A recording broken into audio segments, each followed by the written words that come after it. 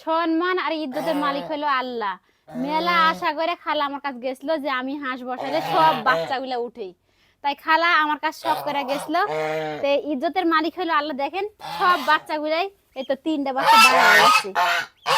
খালা বা আজকে আমাকে ডাকিছে যে কি সাইদা তুমি যাই দেখো তো বাচ্চাগুলো। এই তো খালা দেখেন এরকম করে বার করে দেওয়া হবে, বার করে। আপনি দেখেননি একবারও? আমার কাছে ডাকিছে 29 দিন হচ্ছে বসে না, আজকে ডাকিছে। আমি আসতে সময় পাই। দেখেন তো ওরা কি লাগা দিছে।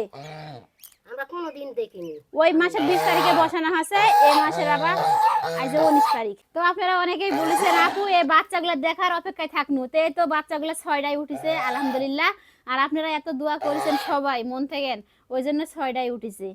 তো আল্লাহর কাছে দোয়া করি যেন বাচ্চাগুলো ঝরঝরে হয়ে তরতাজা হয়, মায়ের উষুমে থাকবো। বাবা ঢেকালে থাকো, সুন্দর করে ঢেকালে থাকো মাউজি। হ্যাঁ ঢেকালে থাকো, হ্যাঁ হ্যাঁ থাকো। ওরে বাবা হাই লড়ো না তুমি। খালা কাল সকালে এখানে উঠে উঠে দেখেন নামাজ পড়াইছে, তারাবি পড়াইছে, আবার দেখেননি ভালো আচ্ছা দেখেননি।